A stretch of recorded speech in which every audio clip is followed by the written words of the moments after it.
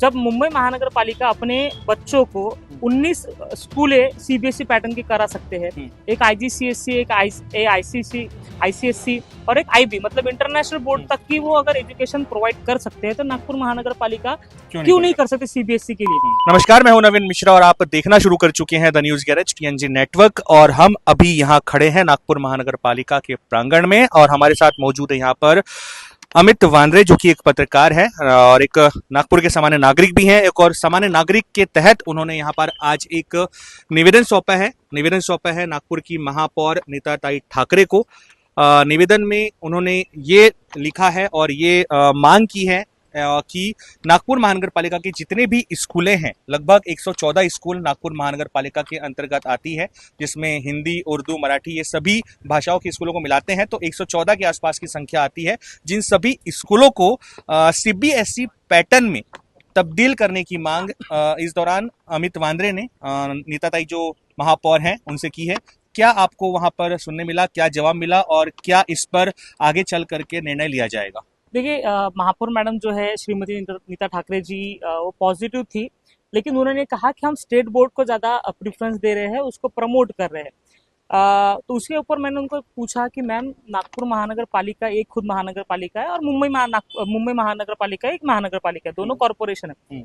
जब मुंबई महानगर पालिका अपने बच्चों को 19 स्कूलें सीबीएसई पैटर्न की करा सकते हैं, एक आईजीसीएसई, एक आईसीएसई और एक आईबी मतलब इंटरनेशनल बोर्ड तक की वो अगर एजुकेशन प्रोवाइड कर सकते हैं तो नागपुर महानगर पालिका क्यों नहीं कर सकते सीबीएसई के लिए। तो उन्होंने बोला कि ये हम इसके ऊपर विचार करेंगे, विचार विमर्श करके जो है ये विषय जो है चर्चा में जरूर रखा जाएगा। अभी उन्होंने पॉजिटिव साइन दिया। अब मेरा विचार विमर्श का जो ये निर्णय है वो कब तक क्या आ सकता है बाहर, क्या लगता है आपको? अभी 15-20 दिन तो जितना भी है, अभी सरकारी काम है, अभी देखिए कब चर्चा होती है। 20 तारीख को हमें पता है कि एक सभा है, क्या उस सभा में ये विषय उठाया जाता है या नहीं उठाया, बड़ा सवाल है। अब विषय ये है कि ये मुद्दा क्यों हमने उठाया, ये बड़ा सवाल है। अब हम देख रहे हैं कि नागपुर महानगर पालिका के पास जो है स्कूल है, इंफ्रास्ट्रक्चर खड़ा है, सारी चीजें आपको ग्राउंड भी मिल रहा है, बच्चों को खेलने के लिए सब कुछ मिल रहा है, लेकिन विद्यार्थी नहीं है। और लगभग 150 करोड़ का बजट भी है, 150 करोड़ के ऊपर का बजट भी है। इतना सब होने के बाद भी विद्यार्थी क्यों नहीं है? क्योंकि आपने एजुकेशन का स्तर उसका पूरा खराब करके रखा है। आपने प्राइवेटाइजेशन को ज्यादा सपोर्ट किया है और जो सरकारी स्कूल है उसका जानबूझकर जो है इसे नीचा किया गया है, खराब किया गया है। उसी के कारण क्या हो रहा है कि अगर कोई व्यक्ति साधा अगर रिक्शा भी चलाता होगा, पानटपरी भी चलाता होगा, कुछ भी चलाता होगा, वो अपने बच्चों को कहाँ डाल रहा है? तो प्राइवेट स्कूल में डाल रहा है। वो हर साल की जो है 50-60 हजार रुपए खर्चा कर रहा है और अपने बच्चों को जो है वो प्राइवेट स्कूल में डाल रहा है। वो क्यों नहीं जा रहा महानगर पालिका में? क्योंकि एजुकेशन स्तर खराब है। क्यों नहीं जा रहा है? क्योंकि अपने बच्चों के साथ रिस्क नहीं लेना चाहता, उसके भविष्य का रिस्क नहीं लेना चाहता। इसलिए जो है वो जेब से कर्जा लेकर जो है लोगों से कर्जा लेकर वो महानगर पालिका के स्कूल के अलावा जो है वो प्राइवेट स्कूल में बच्चों को डाल रहा है। अब विषय ये है कि जब नागपुर महानगर पालिका के पास 150 करोड़ से ज्यादा का बजट है और वो पैसा हर साल खर्चा हो रहा है, तो उसमें आप एजुकेशन का स्तर क्यों नहीं बढ़ा सकते हैं? आपको करना है क्या है? स्कूल को सिर्फ थोड़ा रिनोवेशन करना है। आप हर साल ऑलमोस्ट जो है 7-8 करोड़ रुपए खर्चा वैसे भी करते हो, तो स्कूल को जो है वो जो है डिजिटल कर दो। वहां पे आप अपना स्टाफ है आपका, आप 70-80 हजार महीना के जो है टीचर को देते हो। अगर प्राइवेट में 70-80 करोड़ के आसपास 70-80 हजार रुपए एक शिक्षक को दिया जाता है। जी। अगर आप प्राइवेट में जाओगे तो 20-25 हजार में सीबीएसई को पढ़ाता है एक टीचर। टोटल साल भर के खर्चे की बात करें साल भर की खर्चा किए तो 90 करोड़ से ज्यादा पैसा सिर्फ शिक्षकों के वेतन के ऊपर नागपुर महानगर पालिका खर्चा कर रहा है। जब इतना पैसा जब नागपुर महानगर पालिका खर्चा कर रहा है तो बच्चों के एजुकेशन क्यों नहीं मिल रहा है और क्यों इतना जो है डेफिसिट हो रहा है बच्चों के संख्या का?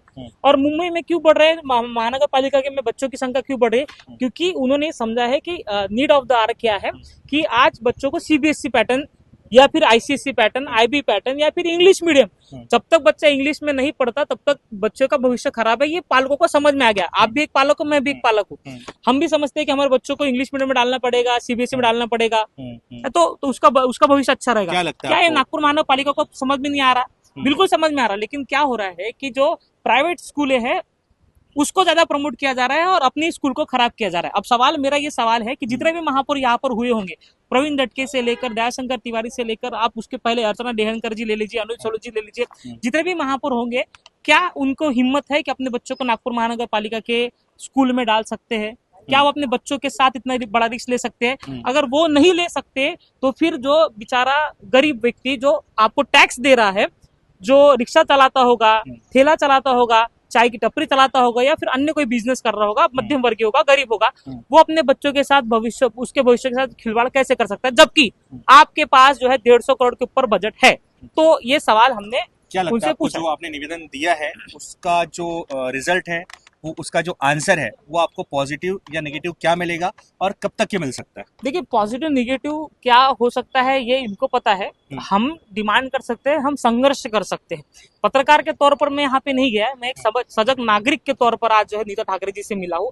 पत्रकार के तौर पर मैं हमेशा ही एजुकेशन का मुद्दा, आपने इसके पहले भी कई सारे वीडियो पे मेरे देखा होगा कि मैं एजुकेशन के मुद्दे के ऊपर ज्यादा फोकस करता हूँ। तो आज मैं एज अ पत्रकार नहीं तो एज अ नागपुर का एक सजग व्यक्ति के तौर पर गया हूँ।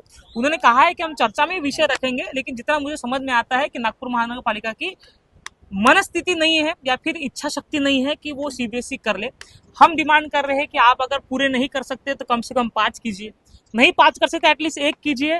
अगर शुरुआत एक तो कीजिए कम से एक सीबीएसई पैटर्न के आप स्कूल शुरू कीजिए, उसका अगर आपको रिजल्ट दिखता है कि बच्चे वहां पर आ रहे हैं तो आप उसके हिसाब से हर साल एक बढ़ाइए। 10 साल में 10 स्कूलें बढ़ती है। उसके बाद अगर आपको लगता है, आपका आत्मसम्मान जागता है कि नहीं अभी जो है सामान्य जनता मराठी मीडियम में नहीं पढ़ना चाहती है, उर्दू मीडियम में नहीं पढ़ना चाहती, हिंदी मीडियम में नहीं पढ़ना चाहती है, तो सीबीएसई इंग्लिश मीडियम पढ़ा दीजिए। और हम किसी भी लैंग्वेज के विरोध नहीं है, आप बच्चों को ऑप्शन तो दीजिए। आपको मराठी पढ़ना है तो मराठी स्कूल चलाइए, उर्दू पढ़ना है तो उर्दू चलाइए, आपको हिंदी चलाना है तो हिंदी चलाइए, इंग्लिश का ऑप्शन तो दीजिए। लेकिन आप दे ही नहीं रहे, आपके पास पैसा खर्चा हो रहा है लेकिन आप ऑप्शन नहीं दे रहे बच्चों को। जैसे कि हमने आज देखा और सुना कि ये अमित वांद्रे हैं, वैसे ये पत्रकार हैं प्रोफेशन से, लेकिन आज एक सामान्य नागरिक के तौर पर इन्होंने निवेदन सौंपा है नागपुर महानगर पालिका को और महापौर नीताताई ठाकरे को कि नागपुर के जो भी स्कूलें हैं, जितने भी स्कूल हैं 114 के आसपास, कम से कम एक स्कूल के साथ तो शुरुआत की जाए जिसको सीबीएसई पैटर्न के तहत शुरुआत करने की मांग इस दौरान यहाँ पर निवेदन नीताताई ठाकरे को सौंपा गया है। आप बने रहिए द न्यूज़ गैरेज के साथ। धन्यवाद।